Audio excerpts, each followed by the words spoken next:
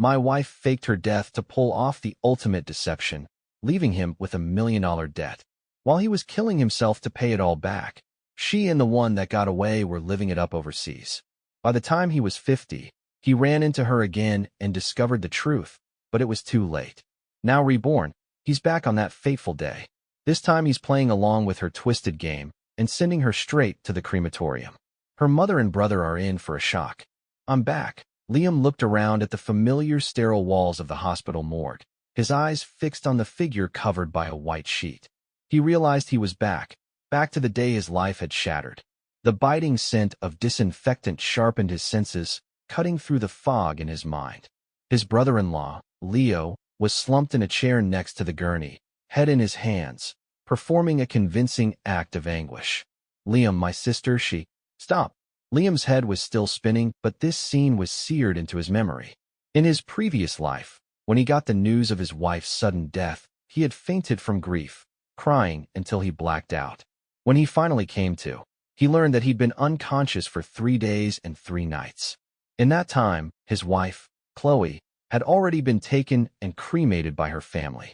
He never got to see her one last time, only a box of cold white ashes. Before he could even process his grief, the debt collectors started showing up. It turned out Chloe had taken out over $1.5 million in loans, and as her husband, he was on the hook for every last cent overnight. Liam went from living a comfortable middle-class life to being a broke, indebted widower. Life became a nightmare. Crushed by debt, unable to move forward, her family, the architects of his misery, left Riverton to escape the sad memories, leaving Liam alone to clean up their mess. He worked harder than any man should have to. A decade later, while collecting cans at the airport to make ends meet, he saw her, a vibrant, glowing Chloe. She was in her mid-30s, still beautiful, impeccably dressed, radiating a confidence he'd never known. Her brother, Leo, was right beside her, stepping off an escalator. Leo's voice boomed with mockery.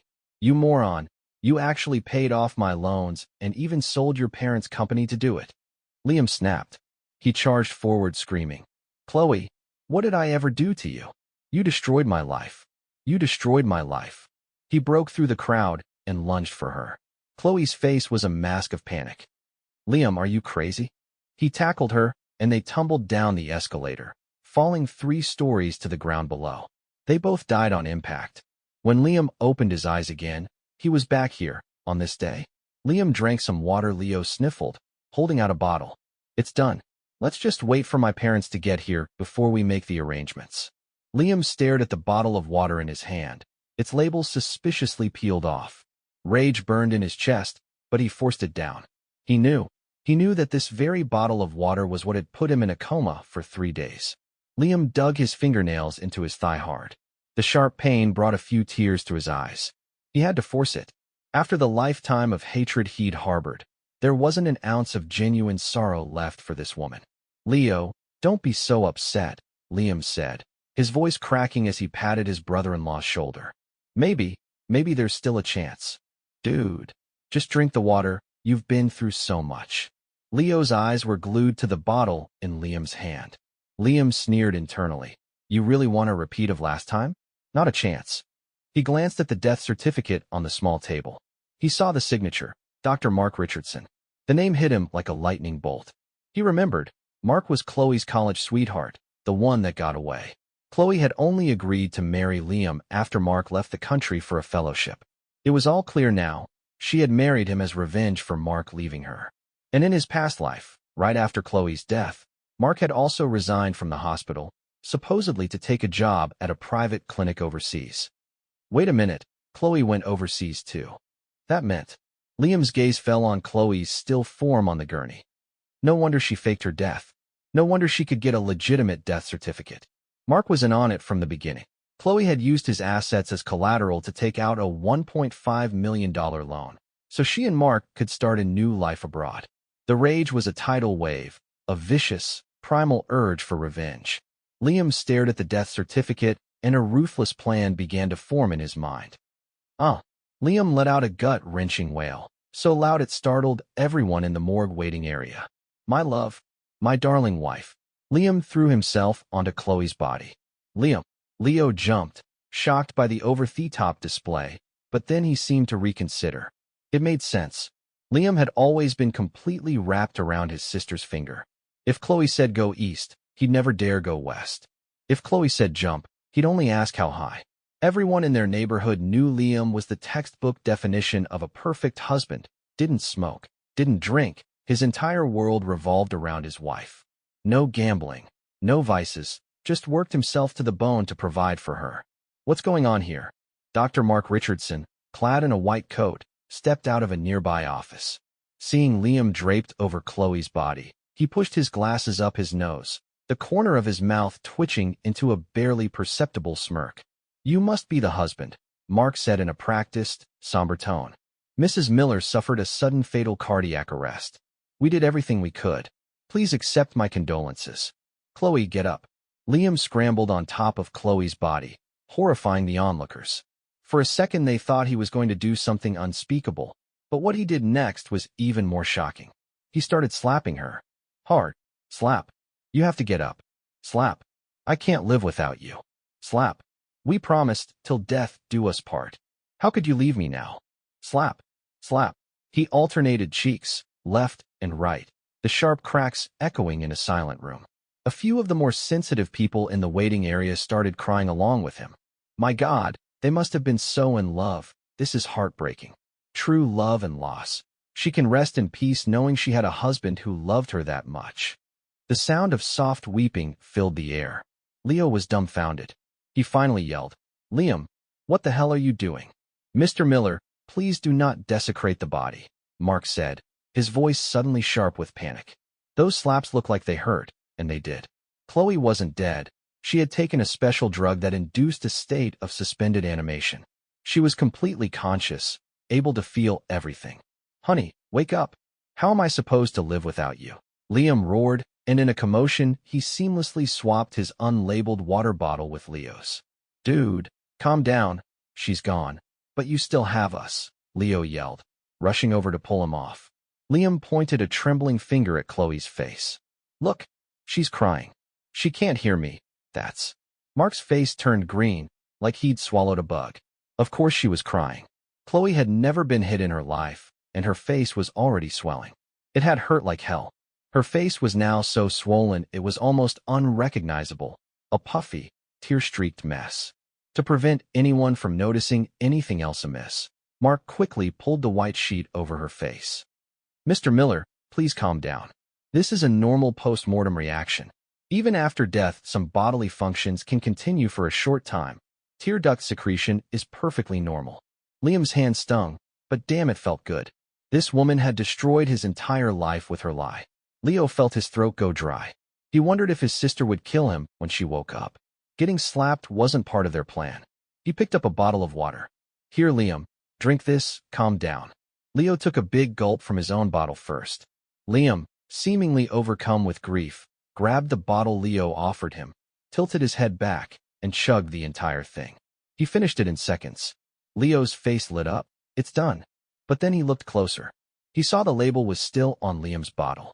A terrible feeling washed over him as he looked down at the bottle in his own hand. No label. Thud. Leo collapsed to the floor. Just as I thought, Liam mused. He immediately shouted, Help. Somebody help. My brother-in-law passed out from grief. Help. A few nurses rushed over and clumsily hoisted Leo onto a gurney. What happened?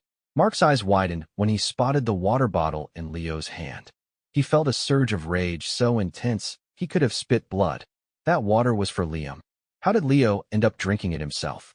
Did this idiot get dropped on his head as a child? Mr. Miller, please wait here a moment. I'm taking your brother-in-law to the ER. I believe your mother-in-law is on her way, Mark said, giving Liam a curt nod. Please, you have to save him. My wife is gone. He's her only brother, Liam cried, his voice thick with sorrow. Only after the gurney disappeared down the hall did Liam allow himself to breathe. He shot a cold glance at Chloe. Finally, it was just him and this dead woman. A young nurse approached him timidly.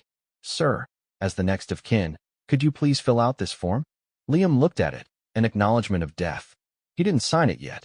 Excuse me, he asked. Does this hospital handle organ donation? What? The nurse's hand trembled.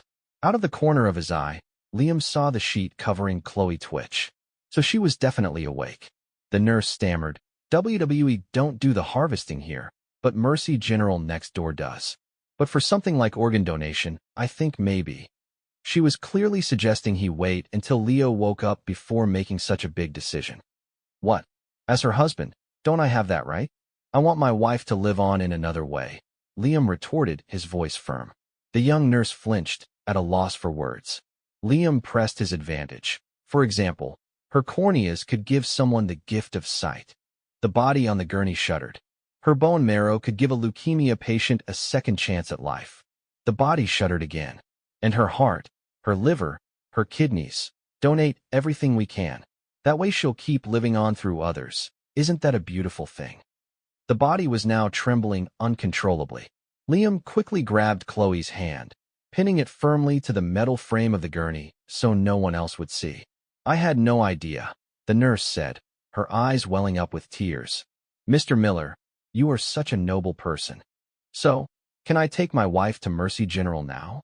Liam asked, his face a perfect mask of profound love and grief. The nurse was completely won over. You're a husband? Of course you can, she said. Liam immediately called for a van. He had to slip the driver an extra $100 before he'd agree to transport a body. He sat in the cargo area next to the utterly helpless Chloe. Liam pulled back the white sheet. You could see that the tears were still streaming from the corners of her eyes. Her lips were pale, her expression one of sheer terror. He leaned in close, his voice a cold whisper in her ear. I know you're faking, but you're about to be dead for real. I have to admit, this imported drug is impressive. Even a doctor couldn't find a pulse. You think I'm really taking you to donate your organs? Don't be stupid. You think I don't know there's a mountain of paperwork for that? By the time that was all processed, your mother and brother would have come to their senses. No, I've decided to take you straight to the crematorium. As he suspected, Chloe could feel and hear everything, even if she couldn't move. The drug's effects seemed to be weakening slightly. Liam could see her lips trembling, trying to form words she couldn't speak. He pulled the sheet back over her face. Driver, change of plans. Take us to the city crematorium. The driver glanced in the rear-view mirror, confused. I thought you said organ donation? I changed my mind. I think she should be whole. She was the love of my life. After all, Liam said, his voice choked with emotion. The driver sighed. That's going to be another $50. You've wasted 10 minutes of my time. I'll give you 100, just step on it. Without another word, Liam pulled out his phone and paid him. A cheerful electronic voice filled the van. Venmo payment received, $100. The driver's mood instantly improved. He'd never heard of someone being in a rush to get to a crematorium, but who was he to argue with money? He gunned the engine, pushing the van from 30 up to 45 miles per hour. If it weren't for the city speed limits, he would have gladly pushed it to 70. Back at the hospital, Chloe's mother, Karen, swept through the entrance in a hurry. The first thing she saw was Mark Richardson holding a syringe, aiming it at her son Leo's backside. What are you doing? Karen shrieked, rushing over and snatching the syringe out of his hand. Mark explained frantically, Leo drank the wrong water. What wrong water? Where's my daughter? Karen demanded. She was dressed in a fur coat and carried a designer handbag, though in her 50s she was impeccably maintained. Her freshly dyed hair made her look closer to 40. Mark reluctantly explained what had happened. When Karen learned her son had drunk the drugged water, she stamped her foot in frustration. That useless boy, he always ruins everything. So should I still give him the shot? Mark asked, holding a new syringe. Do it. Let the little idiot suffer a bit. Karen clenched her fists. If that loser Liam finds out Chloe is faking, our whole plan is ruined. Okay, Mark said, poising the needle again. Karen couldn't watch, turning her head away. EU. A scream more blood-curdling than a pig being slaughtered echoed down the entire hospital corridor. Leo shot up, his eyes bloodshot, clutching his rear end. Mark, man, what the hell was that? A shot of adrenaline, Mark said, adjusting his glasses. We have to find Liam. That bastard was slapping my sister. Leo staggered to his feet, still wobbly as the drug hadn't fully worn off. Standing at the entrance to the morgue, Karen frantically scanned the area. Where is she? She screeched, searching everywhere for Chloe. But she was gone. Mark grabbed a young nurse who was writing notes. The couple that was just here, Where did they go? The nurse, with an air of pure innocence, replied, "Oh, the husband, Mr. Miller. He said he was taking his wife for organ donation. A van just picked them up. They're on their way to Mercy General." The words hit the three of them like a physical blow. They stood frozen in shock. "Oh my God!" Karen stomped her foot. "This is a disaster. Quick, get a car. We have a get to Mercy General." Mark was panicking. He knew if Chloe ended up on an operating table, either outcome was a catastrophe. If she died during the procedure, he would never see a dime of that $1.5 million. He could work his entire life as a doctor and never make that much money. Besides, Chloe was his first love. They still had feelings for each other. They had it all planned out.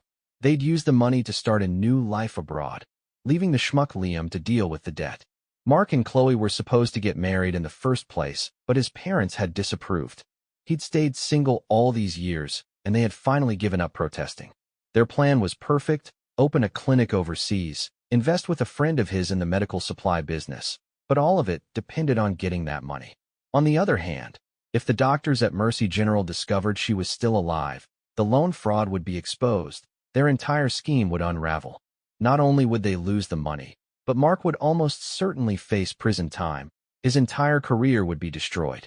Neither outcome was acceptable. He immediately pulled out his phone and called the organ procurement coordinator at Mercy General. "Hey, it's Mark Richardson." He planned to stall them to buy some time. "Thank God Mark is a doctor. He knows people there," Karen said, letting out a small sigh of relief. She might not have been the sharpest tool in the shed, but right now she was a nervous wreck, terrified her daughter was about to be cut open. Her retirement plan depended on Liam's money. "Mom, have some water," Leo said, handing her a thermos. Karen, looking pale, took a sip, trying to calm her nerves. But Mark's face was growing paler and paler, his eyes bulging as if they were about to pop out of his skull. His voice trembled. "What? What did you say? There are no organ donations scheduled for today? Impossible." That nurse said it with her own mouth. That son of a bitch Liam took Chloe to be donated. Karen overheard and started screaming. Mark's eyes were bloodshot. He gritted his teeth. "Are you sure?" Karen was already dialing Liam's number. Liam couldn't turn his phone off. If he did, the family would know something was up, and it would only create more problems. That he had to maintain his role as the clueless, grief-stricken husband. "Hello," Liam said, his voice thick with unshed tears. Karen exploded. "Liam, you little bastard, what the hell do you think you're doing?" "Mom, I just want Chloe to live on in another way. She was such a kind person. I know if she had written a will, this is what she would have wanted," Liam pleaded, his tone a perfect blend of earnestness, sorrow, and deep love. Karen was practically vibrating with rage. "You miserable piece of trash. I'm warning you, if you let them cut my daughter open, too will end you." Liam glanced out the window. The crematorium was still a ways off. Unfortunately, they'd hit a construction zone. A 3-lane road had been reduced to one, slowing traffic to a crawl. He had to keep her on the line. He thought about that old hag. Ever since he'd married Chloe, she had never once treated him with a shred of decency. He had been so blinded by love back then, he'd just taken it, especially when she demanded he pay for the lavish wedding and put a massive down payment on their house, forcing him to sell an investment portfolio he'd been building for years. If he hadn't sold it, that portfolio would have doubled in value by now. His own parents had almost disowned him over Chloe, but he was their only son. The regret was a bitter pill. But he was back now, reborn at this critical moment. There was still time to fix everything. "You little punk. My daughter is barely cold, and instead of giving her a proper burial, you sent her off to be carved up like a turkey. You want her to be desecrated? You should be ashamed of yourself. If you want to donate organs, donate your own. Humph. Throw your parents in while you're at it. I'm telling you, if a single hair on my daughter's head is touched, 'twill kill you. Oh, my poor daughter. Why did she have such bad luck marrying a monster like you? She was only 25, so young, and you drove her to an early grave. Oh, the injustice." Karen continued her tirade, a master of the verbal assault. Back in her hometown, no one for 100 miles could win an argument against her. She once berated an old man who peed in her cornfield so relentlessly that he had a stroke and ended up in the ICU. When his family came seeking justice, Karen met them at the village entrance, a bottle of nitroglycerin pills in one hand and a thermos in the other. and proceeded to yell for 3 solid hours. In the end, the family gave up, not wanting to escalate the situation further. Her voice, now at full volume, was so loud that even a van driver could hear it. "Geez, kid, with a mother-in-law that ferocious, you've got your work cut out for you," the driver said sympathetically. Liam managed a self-deprecating smile. "At least I had a good wife, but now she's—" He reached out and stroked Chloe's cheek. It was still warm at his touch. Chloe's face, what he could feel of it under the sheet, went rigid. It was no wonder she could hear everything, feel everything, but couldn't move a muscle. "Don't worry, honey. After you're gone, I'll take good care of our parents and your brother," Liam whispered, his eyes narrowing. In the other car, Mark suddenly slammed on the brakes. Karen stumbled forward, dropping her phone. "Mark, what is wrong with you?" "Watch the road," she snapped. Mark's face was as white as a sheet. He turned his head mechanically. "Karen, we have a huge problem." "What is it, Mark? Has my sister already been cut open?" "That bastard Liam. I'm gonna kill him," Leo cursed. "Just tell me." Karen screamed, on the verge of hysteria. Mark spoke slowly, each word a death sentence. "My buddy at the traffic department just checked the cameras. He didn't go to Mercy General. He's heading for the crematorium." "What?" The color drained from Karen's face. That son of a bitch. He's gonna burn my daughter alive. Turn around. Turn around now." Mark wanted to punch himself. It was his fault. He'd given her too high a dose.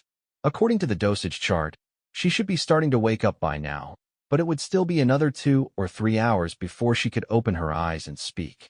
All he could do was pray that she woke up soon. Meanwhile, because of the traffic jam, the van driver had taken a detour down some side streets and was now making good time toward the crematorium. The van sped along, and through the window, Liam saw a familiar overpass in the distance. Memories of his past life flooded his mind. "I was such an idiot." Liam couldn't believe how much he had sacrificed for nothing. Right under that very overpass was a small homeless encampment. In his previous life, that's where Liam had lived while trying to pay off Chloe's debts. He'd sold a house, sold a car, sold his stocks, sold every last thing his parents had left him. He had liquidated everything he possibly could to fill the massive hole Chloe had dug for him. But even then, it was just a drop in the bucket. He ended up on a debtor's blacklist. He couldn't take a train, and all his bank accounts were frozen. Even now, knowing he had been reborn, the memory of that miserable existence sent a shiver of fear down his spine. The saddest part was, right up until the day he saw her at the airport, he still believed she was the love of his life, the woman he had tragically lost. That delusion was what made the final truth so devastating. 25 years, he had gone from a vibrant young man to a stooped, white-haired old man, his entire life ruined. Liam glanced at the woman beside him. Beneath that beautiful face was a soul of pure, unadulterated selfishness. Suddenly, his phone rang again. Liam gritted his teeth and answered. "Hello." He expected it to be Karen again, but this time it was Mark. "Liam, pull the van over right now." Mark's voice was strained and urgent. Liam feigned confusion. "Dr. Richardson, what are you talking about? If I stop, what about Chloe? I mean, I need to re-examine her." "There are other procedures that weren't completed," Mark stammered, his mind racing. If Liam actually got Chloe to the crematorium, it would be over.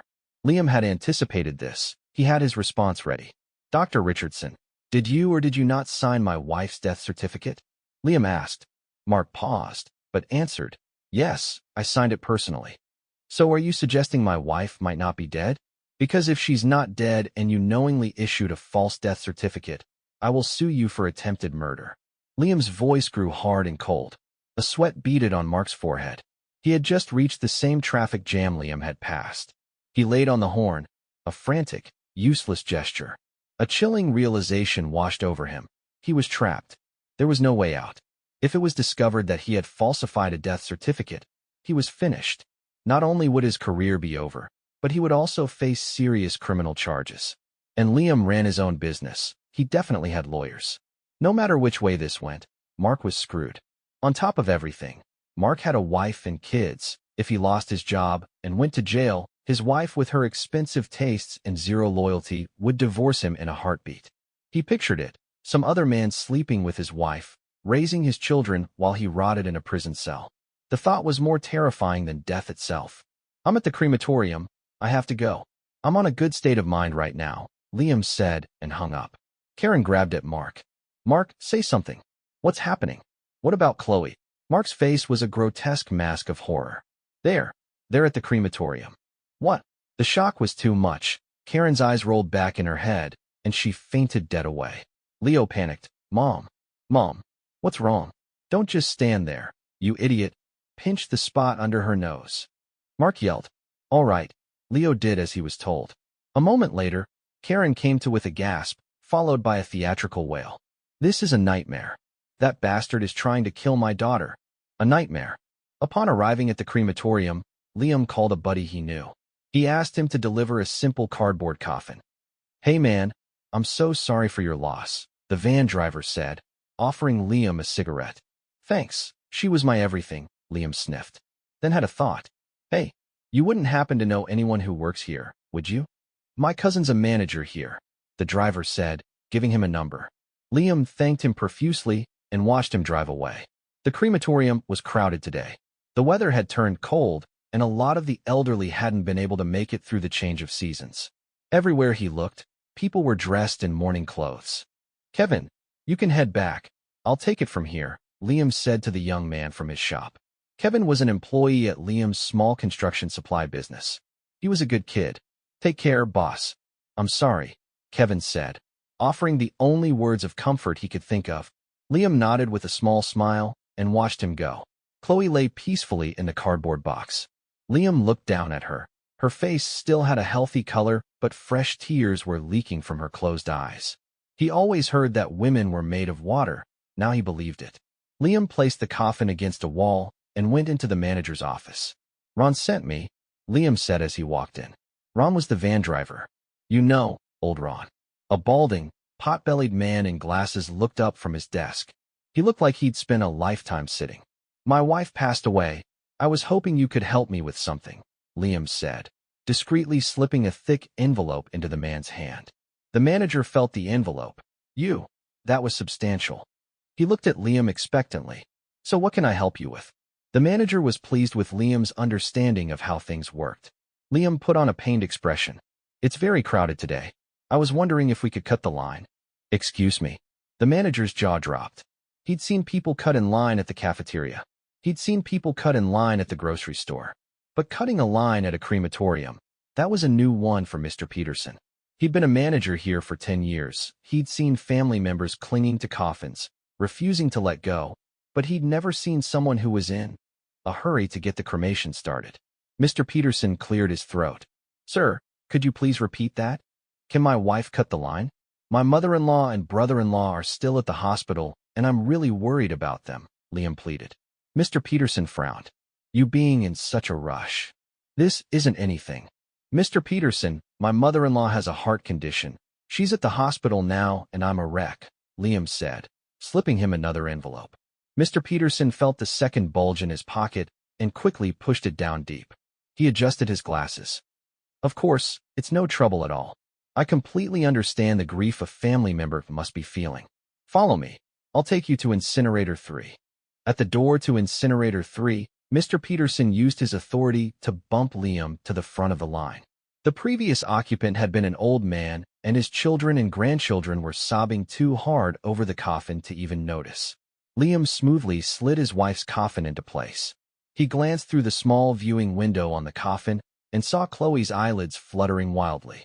She knew her time was almost up, and she was fighting to wake up. Liam, you bastard! Karen shrieked, cutting through the air. Everyone, stop what you're doing. Mom, you're here. I told you I'd handle everything, Liam said, shooting a disapproving look at Leo. Leo, I told you to look after her. Leo was speechless. Liam's heart sank. A step too slow. The coffin had already been pushed into the incinerator, but the heavy door hadn't been sealed yet. The furnace operators looked at him, confused. You son of a bitch. Are you trying to burn my daughter alive? I'll kill you. Karen lunged at Liam, trying to slap him. He dodged out of the way. Liam yelled back, his voice filled with righteous anger. Mom, Chloe is dead. She's dead. Are you saying the death certificate Dr. Richardson signed was wrong? Mark was caught, unable to speak. Why did you come here without telling us first? Karen stammered. Liam laughed coldly in his mind. Even now this old hag is trying to keep up the lie. Fine, I'll play along. Mom, your health is fragile. You shouldn't be here for this. And she's my wife. Is it wrong for me to see my wife off on her final journey? Or is there another reason for her death? Are you the ones who killed her? His words hung in the air. Everyone in the room turned to stare. They had come to cremate their loved ones, not to watch a real-life soap opera. Liam's accusation was a masterstroke, sharp and perfectly aimed. It left Mark, Karen, and Leo completely speechless. They were all guilty as sin. Seizing their silence, Liam turned to the operators. Gentlemen, why haven't you closed the door? My wife will get cold. Oh. The operators moved to seal the furnace. One of them was about to press the ignition button when Karen screamed, "Wait." The operator froze, completely bewildered. He'd been doing this job for years, and he'd never experienced this much back and forth. Are we burning this body or not? Mom, calm down. I know this is hard, but please you have to accept it. We can't bring her back, Liam said, his voice gentle and pleading. Seeing her daughter sealed inside the incinerator, Karen's face grew even more ghastly. Mom, I've already called all our relatives and friends. I'm going to give her a beautiful funeral, Liam sighed. My daughter isn't dead, Karen finally shrieked. The moment the words left her mouth, Mark's face went rigid. He glanced around at the crowd of onlookers. It was too late. The secret was out, and Chloe was already inside the furnace. His plan to run away with the money was toast. But if Chloe survived, his career was over. He thought about it, the anger and panic rising in him. Mom, what are you saying? Chloe isn't dead, Liam asked, his face a mask of shock. In truth, he had pushed things as far as he could. If he had actually burned her, he could have faced legal trouble himself. All he needed was for her family to confess their scheme in front of all these people. That would be enough for him to be free of Chloe and her debts. Their prenuptial was solid. The only major shared asset was the down payment on the house. He just needed a public confession. We were just trying to. Karen stammered, trying to explain. Suddenly, it wasn't just her. Everyone saw it. A noise was coming from inside the incinerator. Mark's eyes were bloodshot. He saw the cardboard coffin begin to shake. The secret can't get out. I can't lose my job. He lunged forward, and before anyone could react, he slammed his hand down on the big ignition button. At that exact moment, Chloe finally broke through the paralysis and sat up inside the flimsy coffin. Through the small glass window of the furnace door, her eyes met his. She watched in pure horror as the man who pressed the button was not Liam, but Mark. She had considered anyone else but never him, not Mark, her first love, the one that got away, the love of her life. In an instant, jets of flame erupted from all sides of the furnace. Chloe didn't scream. She just stared at Mark, her eyes burning with a hatred so intense it made him stumble backward and fall to the ground. My baby. Karen saw the flames engulf her daughter and collapsed. Even Liam was shocked. He never imagined Mark would be the one to push the button. I think she was alive, one of the operators whispered in horror. The room erupted into chaos. A live cremation? It was the first time such a thing had ever happened at the city crematorium. The police arrived. The eyewitnesses told them everything they had seen, leaving even the seasoned officers stunned. Liam stood off to the side, silently smoking a cigarette. He didn't know what he was thinking. His mind was a complete blank. Was he sad, grieving? No, it wasn't that. It was something much more complicated. You murderous bastard. My daughter faked her death for you, and you burned her alive. Don't you dare blame me. Your daughter is already dead. I just pushed a button. Mark and Karen screamed at each other. Leo knelt on the floor, head in his hands, sobbing uncontrollably. Mr. Miller, we're very sorry for your loss. We need you to come with us to the station to give a statement, a police officer said gently. Liam took a long drag from his cigarette, his expression one of utter devastation. I had no idea. Why would she do this? I know. The officer patted his shoulder, his voice full of sympathy. To be betrayed by your own wife, and then just as you learn the truth, to watch her be burned alive right in front of you. Most people would have broken down completely. At the station, Liam had very little to say. The investigation mostly involved Mark and Karen turning on each other like cornered rats. Liam was for all intents and purposes the victim. The nail in their coffin was Leo, who handed over his entire text history with his sister. It laid out the whole plan. The loan documents for a staggering sum of over $1.5 million were found in Chloe's luggage, and the sole person responsible for repayment was Liam Miller. The story exploded. It was all over the news, with TV stations and online media outlets clamoring to interview Liam. He turned them all down. Mark Richardson was found guilty of premeditated murder and professional misconduct. He was sentenced to death. Given her age, Karen received a suspended sentence of 3 years. Leo, as an active accomplice, was sentenced to 15 years in prison. For Liam, it felt like life was finally returning to normal. After the legal proceedings were over, Liam sold his business. He didn't immediately pay off the loans Chloe had taken out in his name. Instead, he invested the money. Reborn, he knew exactly which industries were about to boom. He poured everything into artificial intelligence. At first, people thought he was crazy, but within 2 years the returns were astronomical and his status soared. Eventually, his parents started pressuring him to date again. Through a friend, he met the daughter of a company chairman. She was intelligent, kind, and cultured. For the first time in his life, Liam learned what it felt like to be loved back. He discovered that love wasn't a one-way street of sacrifice. It could be a journey you take together. Life is long. The only way to go is forward.